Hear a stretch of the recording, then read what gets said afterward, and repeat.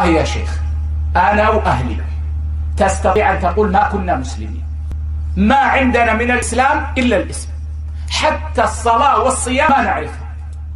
قال ومرة أرسل لنا مقطع لك، الذي لفت نظرنا وجعلنا نستمع له، نحن ما نستمع للشيوخ، لكن الذي لفت نظرنا وجعلنا نستمع له أنك تتكلم وأنت تبتسم.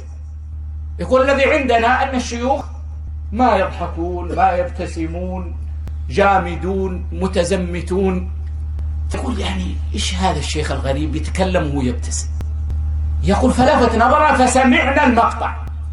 قال فانفتحت نفوسنا على سماع كلام العلماء. يقول أبشرك الآن الأسرة كلها بحمد الله سلفية. يقول ما أقول لك الحمد لله صارت تتمسك، لا، بحمد الله صار أبي وأمي وأخواتي وإخواني كل الأسرة في البيت صارت سلفية من مقطع. هنيئا لمن أرسله، أخرجهم من كفر وأدخلهم في الإسلام.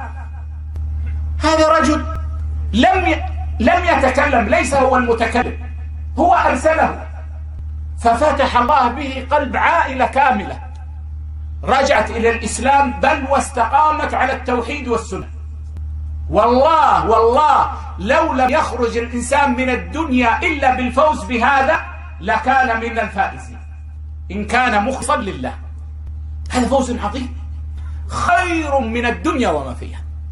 فلا تحقرن إسهاما تسهم به في نشر هذه السلفية، ولا سيما ونحن نرى أهل الباطل بألوانهم وأشكالهم يجتهدون في نشر الباطل. على الأقل زاحمون، على الأقل لا تجعل الناس يعتقدون أن الوقت وقت أهل الباطل، بنشر مقاطع العلماء، بنشر الكلمات الطيبات، بنشر هذه المقاطع القصيرة التي يقبل عليها الناس. ما أجملها وما أكملها وما أحبها.